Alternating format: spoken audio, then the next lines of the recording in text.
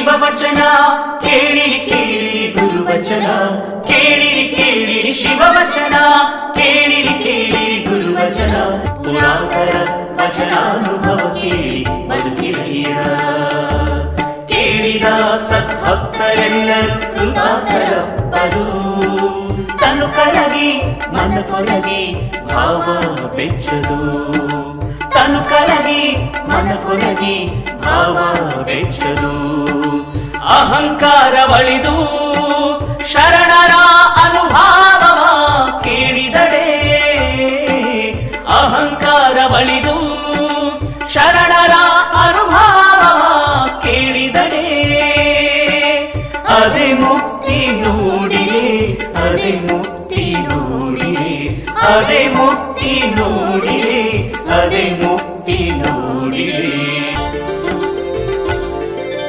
ಇಂತಲ್ಲದೆ ಮನೋವ್ಯಾಕುಲನಾಗಿ ತನು ಮುಟ್ಟಿ ಕೇಳಿದಳಿ ಇಂತಲ್ಲದೆ ಮನೋವ್ಯಾಕುಲನಾಗಿ ತನು ಮುಟ್ಟಿ ಕೇಳಿದಳಿ ಉಪದೇಶವಿತ್ತು ಸಲುದಯ್ಯ ತಳಬಡುವುದಯ್ಯ ಉಪದೇಶವಿತ್ತು ಸಲುದಯ್ಯ ತಳಬಡುವುದಯ್ಯ ಮಹಾಲಿಂಗ ಕಲ್ಲೇಶ್ವರ ಮಹಾಲಿಂಗ ಕಲ್ಲೇಶ್ವರ ಗುರುವಚನ ಪರಾಮುಖಂಗೆ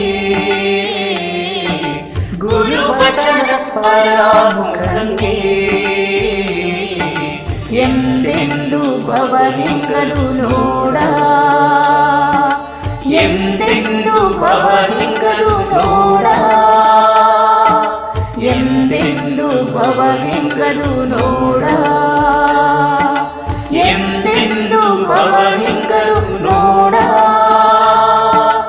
ಎಂದೆಂದು ಭವಲಿಂಗನು ನೋಡ ಎಂದೆಂದು ಭವಲಿಂಗನು ನೋಡ.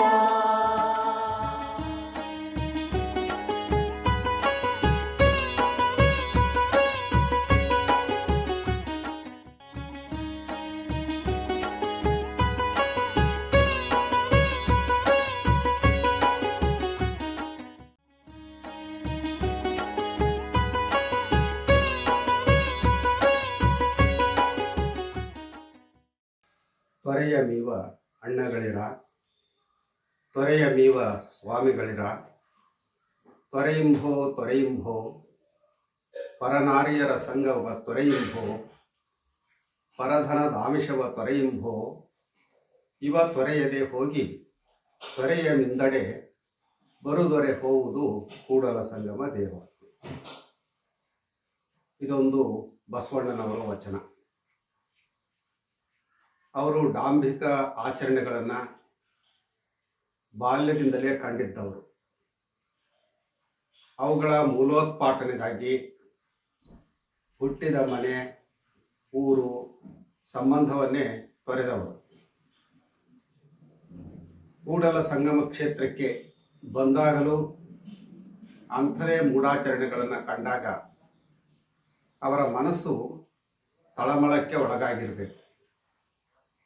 ಇಂಥವುಗಳನ್ನು ದೂರ ತಳ್ಳಿ ಜನರಿಗೆ ವಾಸ್ತವ ಪ್ರಜ್ಞೆಯನ್ನು ಮೂಡಿಸುವಂಥದ್ದು ಹೇಗೆ ಅಂತ ಚಿಂತನೆ ಮಾಡಿದಂಥ ಸತ್ಫಲವೇ ಮೇಲ್ಕಂಡ ವಚನ ಅವರಿಂದ ಹೊರಬಂದಿರುವಂಥ ಸಾಧ್ಯತೆ ಇದೆ. ಭಾವುಕ ಜನರು ಕೂಡಲ ಸಂಗಮ ಕ್ಷೇತ್ರಕ್ಕೆ ಬಂದಾಗ ಅಲ್ಲಿನ ಕೃಷ್ಣ, ಮಲಪ್ರಭಾ ಮತ್ತು ಘಟಪ್ರಭಾ ನದಿಗಳ ಸಂಗಮದಲ್ಲಿ ಮುಳುಗೆದ್ದು ನಾವು ಪವಿತ್ರರಾದ್ವಿ ಅಂತ ಹೇಳಿ ಹರ್ಷ ವ್ಯಕ್ತಪಡಿಸುವಂಥದ್ದು ಸಹಜ.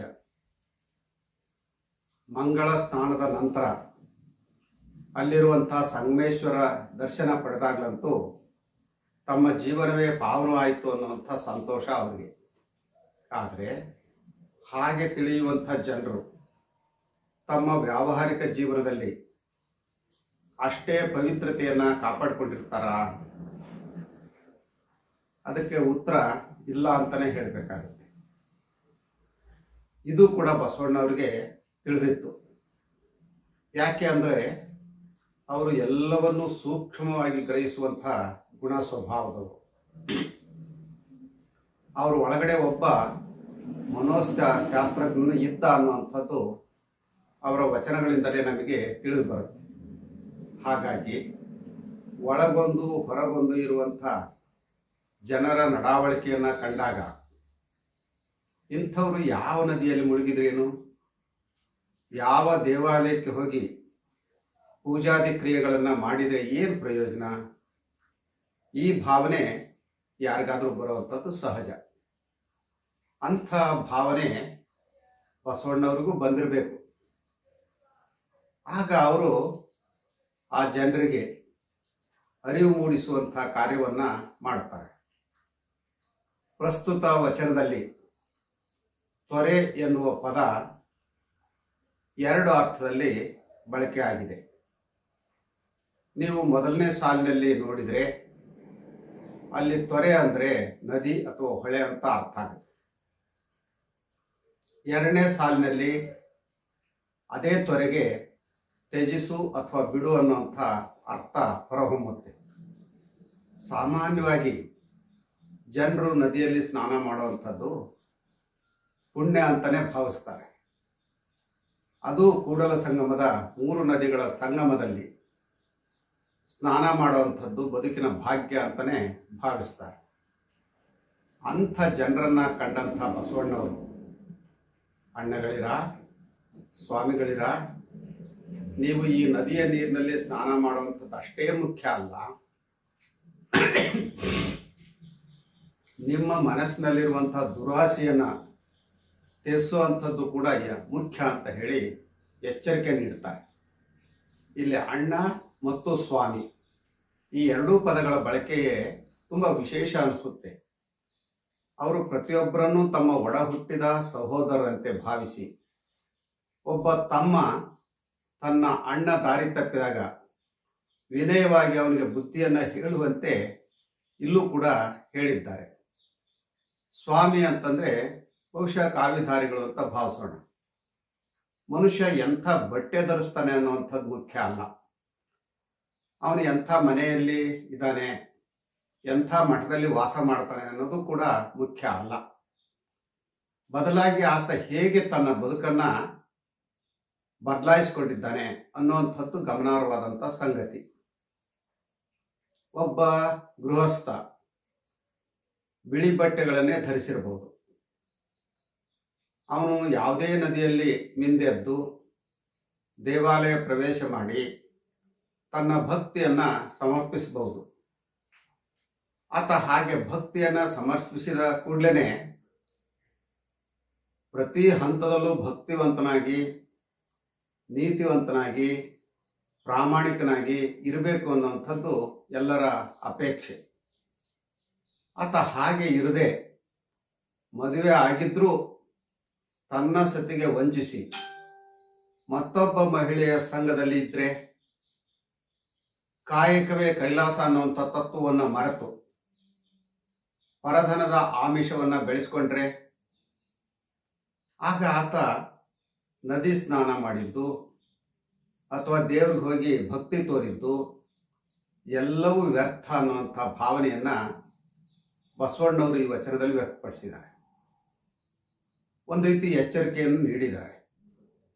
ಈ ಎಚ್ಚರಿಕೆ ಅನ್ನುವಂಥದ್ದು ಕೇವಲ ಗೃಹಸ್ಥರಿಗೆ ಮಾತ್ರ ಅಲ್ಲ, ಮಠದ ಸ್ವಾಮಿಗಳಿಗೂ ಕೂಡ ಅನ್ವಯಿಸುವಂಥದ್ದು, ರಾಜಕಾರಣಿಗಳಿಗೂ ಕೂಡ ಅನ್ವಯಿಸುವಂಥದ್ದು.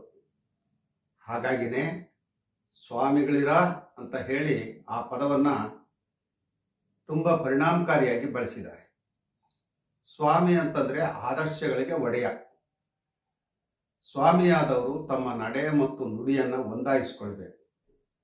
ಅಂದ್ರೆ ಒಳ್ಳೆಯ ನುಡಿಗಳನ್ನೇ ಆಡಬೇಕು, ನೀತಿವಂತರಾಗಿ ಬಾಳಬೇಕು, ಪ್ರಾಮಾಣಿಕತೆ, ಸಾತ್ವಿಕತೆ, ಸಜ್ಜನಿಕೆ ಮತ್ತೆ ಸದ್ಗುಣ ಇವುಗಳನ್ನು ತಮ್ಮ ಬದುಕಿನ ಬಂಡವಾಳ ಮಾಡಿಕೊಂಡು ಇತರರಿಗೆ ಸನ್ಮಾರ್ಗವನ್ನು ತೋರಬೇಕು. ಹಾಗೆ ಇರದೆ ಕೇವಲ ಪವಿತ್ರ ನದಿಗಳಲ್ಲಿ ಮುಳುಗಿ ಅಲ್ಲಿರುವಂಥ ಯಾವುದೋ ದೇವಾಲಯಕ್ಕೆ ಹೋಗಿ ಪೂಜಾದಿ ಕ್ರಿಯೆಗಳನ್ನು ಮಾಡಿದ ತಕ್ಷಣ ಅವರ ಸ್ವಾಮಿತ್ವಕ್ಕೆ ಗೌರವ ಬರುತ್ತೆ ಅಂತ ಏನಲ್ಲ. ಗೌರವ ಬರಬೇಕು ಅಂತಂದ್ರೆ ಈಗ ತಾನೇ ಹೇಳಿರುವಂಥ ಎಲ್ಲ ಆದರ್ಶಗಳನ್ನು ಬಂಡವಾಳ ಮಾಡಿಕೊಂಡು ಪರಧನ ಪರಸ್ತ್ರೀಗೆ ಆಸೆ ಪಡದೆ ಆದರ್ಶ ಜೀವನವನ್ನು ನಡೆಸಬೇಕು. ಬದಲಾಗಿ ಆತ ತನ್ನ ಪಂಚೇಂದ್ರಿಯಗಳ ಮೇಲೆ ಹತೋಟಿಯನ್ನು ಸಾಧಿಸದೇ ಇದ್ದರೆ, ಅವುಗಳ ಚಾಪಲ್ಯಕ್ಕೆ ಒಳಗಾಗಿದ್ದರೆ, ತಾಯಿ ಸಹೋದರಿಯಂತೆ ಪರಸ್ತ್ರೀಯನ್ನು ಕಾಣಬೇಕಾದಂಥ ಪ್ರಸಂಗವನ್ನು ಮರೆತು ಕಾಮುಕ ಭಾವನೆಯನ್ನು ತೋರಿದರೆ, ಅವರ ಭಕ್ತಿಯನ್ನು ಬಂಡವಾಳ ಮಾಡಿಕೊಂಡು ಇಂಥ ಹೀನ ಕೃತ್ಯಗಳಲ್ಲಿ ತಲ್ಲೀನರಾದರೆ ಅವರು ಎಂಥ ಸ್ವಾಮಿ ಆಗ್ತಾರೆ? ಈ ಪ್ರಶ್ನೆ ಬಸವಣ್ಣವರು. ಇದು ಕೇವಲ ಬಸವಣ್ಣನವರ ಒಬ್ಬರ ಪ್ರಶ್ನೆ ಅಲ್ಲ. ಇಂದು ಯಾವುದೇ ಭಕ್ತ ಮತ್ತು ಭಕ್ತರ ಅಲ್ಲದಂಥವ್ರು, ಪ್ರಾಮಾಣಿಕವಾಗಿ ನಡ್ಕೊಳ್ತಾ ಇರೋಂಥವ್ರು ಕೇಳಬಹುದಾದಂಥ ಪ್ರಶ್ನೆ. ಹೀಗೆ ಗೃಹಸ್ಥರಾಗಲಿ ಸನ್ಯಾಸಿಗಳಾಗಲಿ ಆದರ್ಶ ಮಾರ್ಗವನ್ನು ತುಳಿಬೇಕು. ಯಾವುದೇ ಅನ್ಯಾಯ, ಅತ್ಯಾಚಾರ, ಪರಧನದ ಮೋಹ, ದಾಹ ಬೆಳೆಸ್ಕೊಳ್ಬಾರ್ದು. ಹಾಗೆ ಬೆಳೆಸ್ಕೊಂಡಿದ್ದೇ ಆದರೆ ಅವರ ಜೀವನವೇ ವ್ಯರ್ಥವಾಗುತ್ತೆ.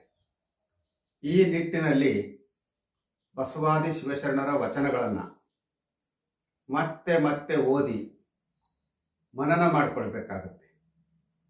ಅವು ಪ್ರತಿಯೊಬ್ಬರ ತಪ್ಪುಗಳನ್ನು ತೋರಿಸಿ ಸನ್ಮಾರ್ಗದಲ್ಲಿ ಸಾಗಲಿಕ್ಕೆ ಬೇಕಾದಂಥ ಶಕ್ತಿಯನ್ನು ನೀಡ್ತವೆ, ಬದುಕಿಗೆ ಭವ್ಯತೆಯನ್ನು ತಂದುಕೊಡ್ತವೆ. ಆಗ ವ್ಯಕ್ತಿ ಆತ್ಮವಂಚಕ ಅಥವಾ ಸಮಾಜದ್ರೋಹಿ ಆಗುವಂಥದ್ದು ತಪ್ಪಿ ತಮ್ಮ ತಮ್ಮ ಗೌರವವನ್ನು ಕಾಪಾಡಿಕೊಳ್ಳಲಿಕ್ಕೆ ಸಾಧ್ಯ ಆಗುತ್ತೆ.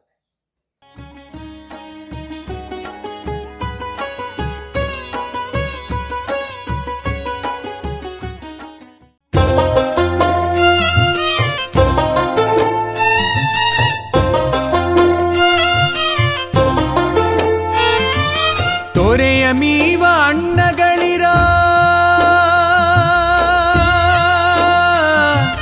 ತೊರೆಯ ಮೀವ ಸ್ವಾಮಿಗಳಿರ, ತೊರೆಯ ಮೀವ ಅಣ್ಣಗಳಿರ, ತೊರೆಯ ಮೀವ ಸ್ವಾಮಿಗಳಿರ. ತೊರೆಯಿಂಭೋ ತೊರೆಯಿಂಭೋ ತೊರೆಯಿಂಭೋ ತೊರೆಯಿಂಭೋ ಪರನಾರಿಯರ ಸಂಘ ತೊರೆಯಿಂಭೋ ಪರಧನದ ಮಿಷವ ತೊರೆಯಿಂಭೋ ಪರನಾರಿಯರ ಸಂಘ ತೊರೆಯಿಂಭೋ ಪರಧನದ ಮಿಷವ ತೊರೆಯಿಂಭೋ. ತೊರೆಯ ಮೀವ ಅಣ್ಣಗಳಿರ,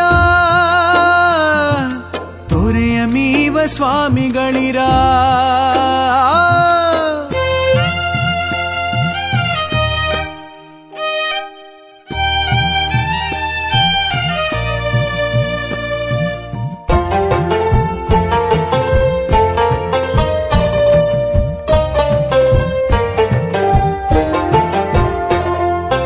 ಇವ ತೊರೆಯದೆ ಹೋಗಿ ತೊರೆಯ ಮಿಂದಡೆ, ಇವ ತೊರೆಯದೆ ಹೋಗಿ ತೊರೆಯ ಮಿಂದಡೆ ಬರುದೊರೆ ಹೋಹುದು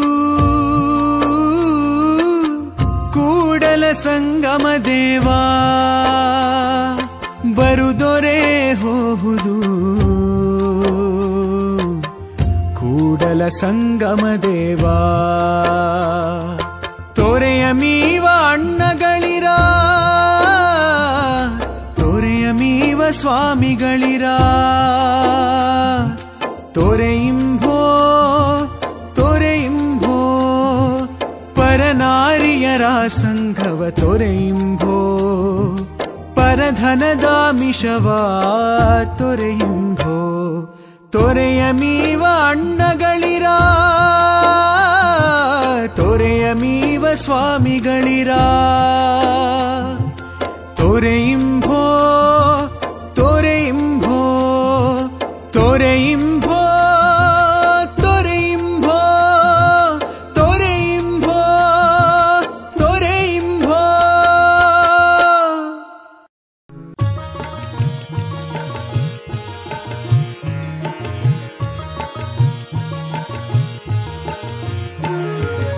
ಕೇಳ ಬನ್ನಿ ವಚನ ಸಂದೇಶ. ಕೇಳ ಬನ್ನಿ ವಚನ ಸಂದೇಶ. ಬಸವಾದಿ ಶರಣರ ಜೀವನ ಸಂದೇಶ. ಬಸವಾದಿ ಶರಣರ ಜೀವನ ಸಂದೇಶ. ನಮ್ಮೆಲ್ಲರ ಬದುಕಿಗೆ ಬೆಳಕ ನೀವ ಸಂದೇಶ. ನಮ್ಮೆಲ್ಲರ ಬದುಕಿಗೆ ಬೆಳಕ ನೀವ ಸಂದೇಶ. ಅನುಭಾವಿಗಳ ಅನುಭಾವದ ಸಂದೇಶ. ಅನುಭಾವಿಗಳ ಅನುಭಾವದ ಸಂದೇಶ. ಅನುಭಾವಿಗಳ ಅನುಭಾವದ ಸಂದೇಶ. ಅನುಭಾವಿಗಳ ಅನುಭಾವದ ಸಂದೇಶ.